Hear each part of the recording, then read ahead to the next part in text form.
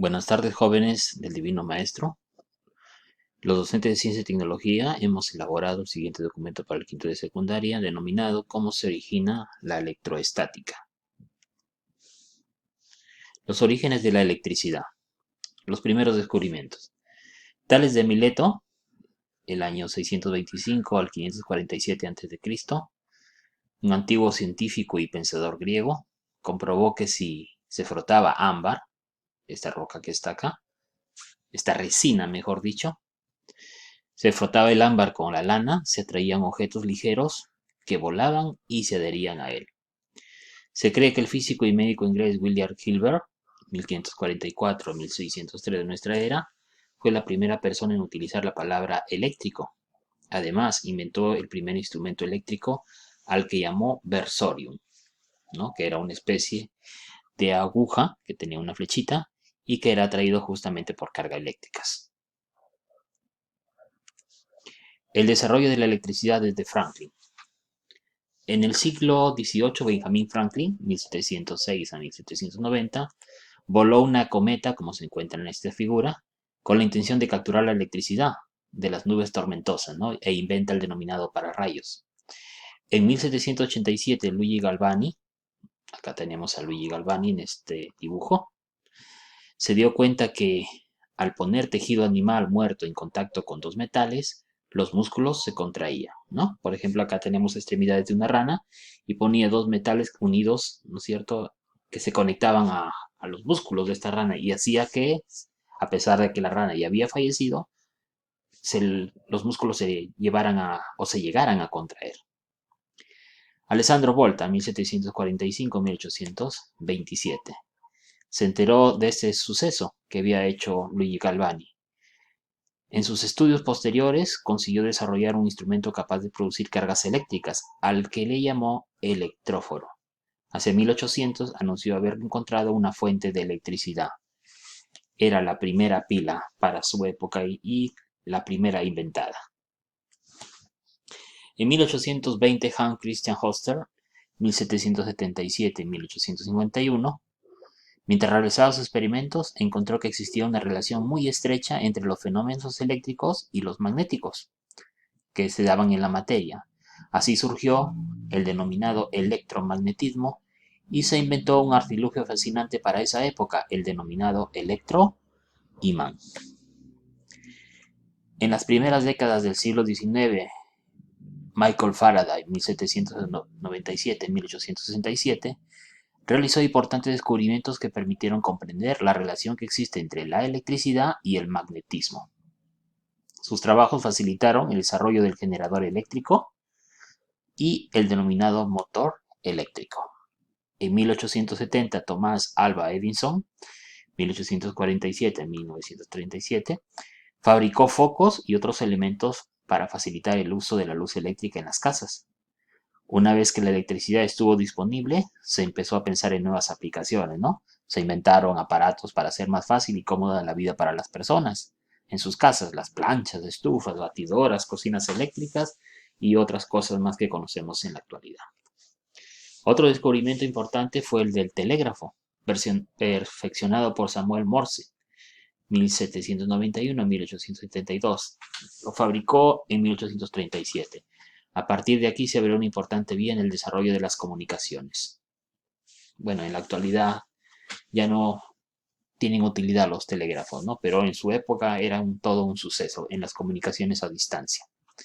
En 1880, Henry Hertz, 1857-1894, basándose en la teoría del electromagnetismo, demostró la existencia de ondas, predichas en 1873 por James Maxwell, que podían ser detectadas a distancia. Esto permitió un avance espectacular en el campo de las comunicaciones sin hilos.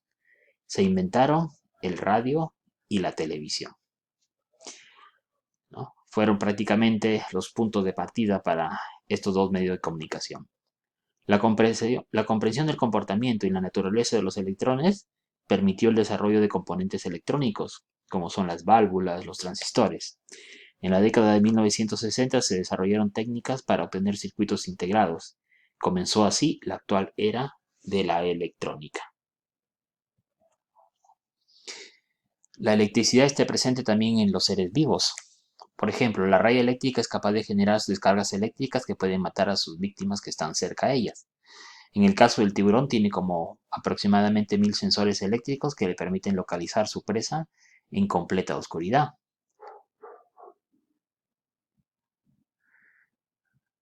También en la actualidad, en el mundo médico se están utilizando los avances de la electricidad, ¿no es cierto?, para cicatrizar heridas. Por ejemplo, existen bisturí eléctricos para hacer operaciones. Tenemos el electrocardiograma, que es un registro gráfico que representa los latidos del corazón. Los marcapasos son aparatos que regulan los latidos del corazón.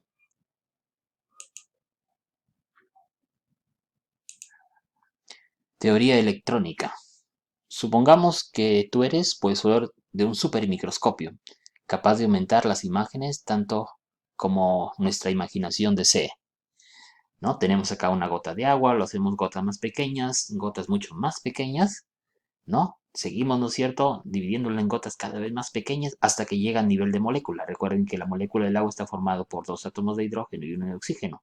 Ahora analicemos un átomo de hidrógeno. En el átomo de hidrógeno vamos a encontrar en su centro el núcleo y alrededor se encuentra girando un electrón, ¿ya? Y todo átomo tiene estas características. Tiene un núcleo de naturaleza positiva donde hay el protón y también existen neutrones, perdón, dentro del núcleo, y alrededor del núcleo del átomo se encuentran girando los electrones que tienen carga negativa, ¿ya? Entonces, dentro del núcleo se encuentran los protones o protón, dependiendo, en el caso de la molécula del agua solamente tiene, perdón, del átomo de hidrógeno tiene uno, y los neutrones. Los electrones tienen carga negativa, los protones carga positiva y los neutrones no tienen carga alguna.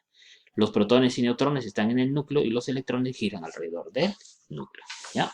Observaciones. En el átomo, el número total de electrones que giran alrededor del núcleo es exactamente igual al número de cargas positivas contenidas en el núcleo, es decir, cuando el átomo tiene un estado neutro. Los números de protones, neutrones y electrones dependen del átomo del cuerpo de referencia, ¿no? Depende de cada átomo, en otras palabras.